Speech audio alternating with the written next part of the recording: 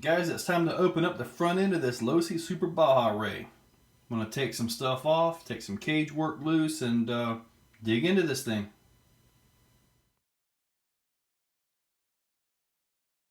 By removing screws on the sides and all that, just pretty much take this right off, and then I have pretty good access to everything. I'm going to pull the ESC up so I can get to the back of that support bar and continue digging. Those two bolts right there going into the pedestals, they were thread locked in and really, really tight. So be careful not to strip the hex out on that. Make sure you've got the right 2.5mm Allen wrench, and maybe even a lighter or something. You may need to heat that a little bit. Just be careful with those screws. Making some progress. I've got the front shocks off just so I can, get my hands in here a little bit better. Now, when I had the rear shocks off, I put 55 weight oil in those, and I kind of like it. And from what I understand, the front shocks have 35 weight oil, so I'm probably going to bump those up to 40 weight just to see if I like that. But anyway, this little pin right here should pull out, and there goes your upper links or your upper suspension arms. And we are making progress. Hopefully I'll be able to get that plate up.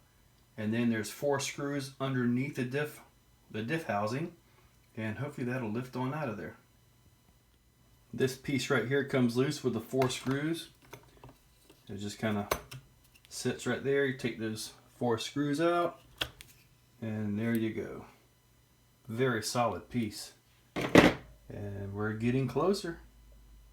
I was able to get this out. Now there are a couple little pieces that go into the back. It goes into here, into those holes, kind of like guides. So you will have to pry that piece up a little bit, and it's not too bad. Just kind of pries up. And also when you pull this up, there's your bell crank. If you were to take that screw out, it would probably stay in there, and you wouldn't have this pin come up like mine did, and I put it back in. But there is the bell crank steering assembly. There's your servo saver, and pretty much it. I mean, at least it's got some bearings in there. That's a good thing. I'm going to clean those up and get it going. And there is the diff. All I got to do is take the 4 screws out of the bottom, and this unit comes out. At this point, you can pretty much just move the whole differential around, and take these 2 screws out right here, and this whole piece will actually come off. And at that point you can get the pins out, and the diff is pretty much in your hands at that point. This is what it looks like when you get it pulled out. And right here is a nice metal hinge pin brace, which is absolutely needed. Well, I'll get that out in a second. But anyway, front sway bar, and I'm going to pull that loose, pull the pins, and we'll finally have that thing free. So I've got this out. These pins came with it. I'm not sure if you can see it here. There's a little lock on the end of these. So there is no lock on the back side, at least there wasn't on mine. So that just kind of pulled out, and that's what I've been after right there. Let's get the rest of this thing moved out of the way so I can work on that. Oh, and you can be nice and neat and, make sure your bolts go in the right place, or you can kind of be not so smart like me and just, go for it. See what fits and tighten it down. Your choice. So here it is, and it does not sound too good.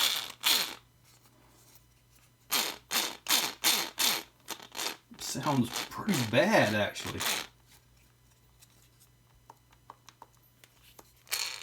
A little better here. It sounds like it's dry too. Doesn't sound like there's any grease in it. Find out in just a minute.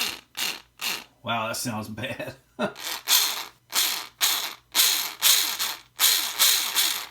Wow. Oh well, let's open this thing up. So the screws are out. I had to take the piece off the front. You got 3 screws up here. Each one has a nut built into the plastic, which is actually pretty nice. Let's see. Well, it's definitely got some grease in it. Not bad. I really like the separation on the bearings. Sorry for my bruised fingernail there. Anyway, I like the separation on the bearings. This adds a lot of stability to the pinion gear. That's a very nice design by Losi right there. Differential looks just like what's in the rear, which is kind of nice. But man, was this thing loud or what?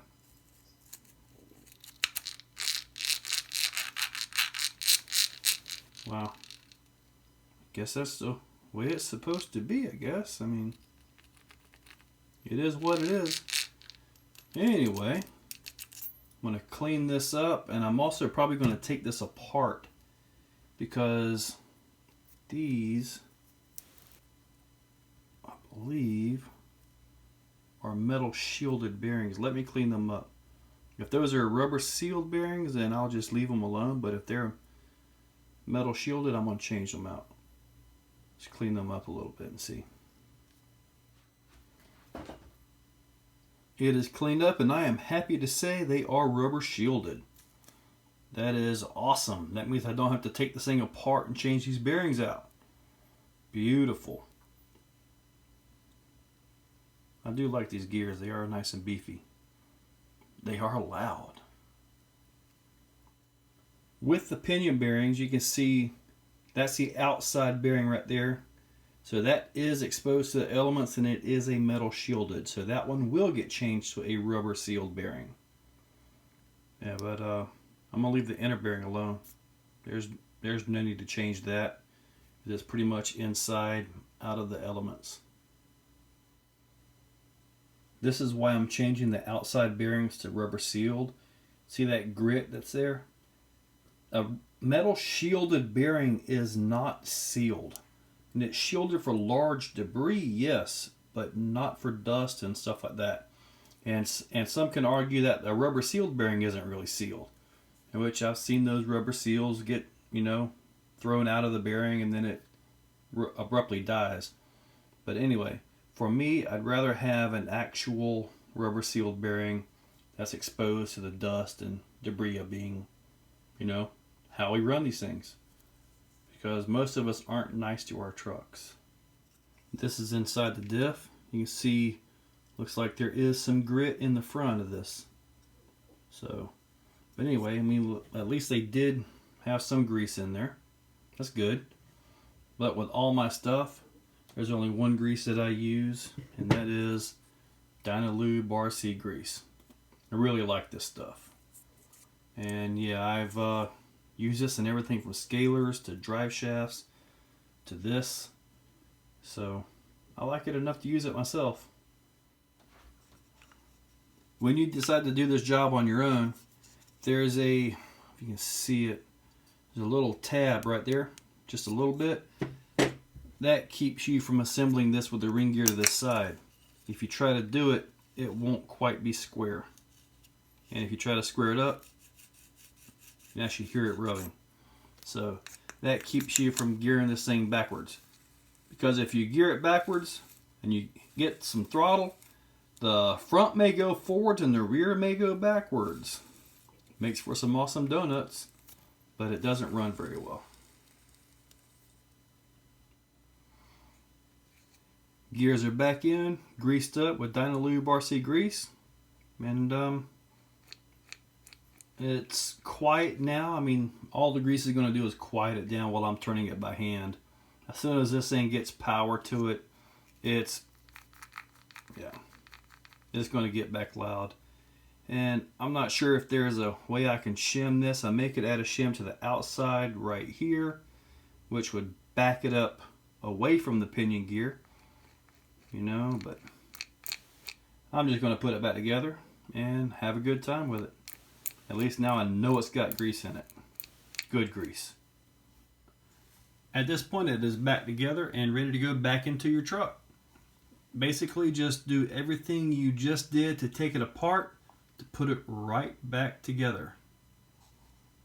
It's not that hard.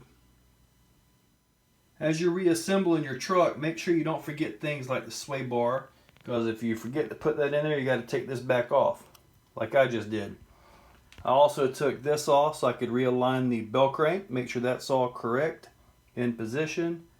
And I'm going to get back to putting this in place and continue with the assembly. That nice big support is back in place. Going to put some screws back in there. And this piece right here fits really nice. It actually squeezes the gear case together.